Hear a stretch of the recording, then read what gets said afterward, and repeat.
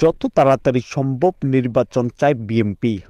অন্তর্বর্তীকালীন সরকারের প্রতি এমনটা প্রত্যাশা করেছেন বিএনপির ভারপ্রাপ্ত চেয়ারপারসন তারেক রহমান। চুয়াডাঙ্গায় বিক্ষোভ সমাবেশে দেশের জনগণের আশ্বাস দিয়েছেন তারেক রহমান। বিগত ১৫ বছর থেকে ক্ষমতা নেই বিএনপির। ২০০৮ সাল থেকেই একাই অরাজনৈতিকভাবে দেশ হাতে নিয়েছেন হাসিনা। তবে ক্ষমতাচ্যুত হাসিনার পদত্যাগের পর বেরিয়ে এসেছে সব বিএনপির অঙ্গ সংগঠন নেতাকর্মীরা।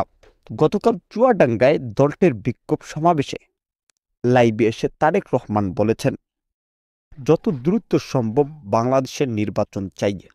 দেশের মানুষ তাছাড়াও বিশৃঙ্খলা সৃষ্টির প্রভাব ফেলতে পারে। এছাড়াও আওয়ামী লীগ দোসর হাসিনা নির্বাচনে আসতে প্রস্তুত রয়েছে। অন্তর্বর্তীকালীন সরকার যেভাবেই হোক আমাদেরকে নির্বাচন দেখ। তো প্রিয় দর্শক, সম্পূর্ণ ভিডিওটি দেখার জন্য আপনাকে অসংখ্য ধন্যবাদ এবং এ বিষয়ে আপনার কি মন্তব্য জানিয়ে দিবেন ভিডিওর কমেন্ট বক্সে।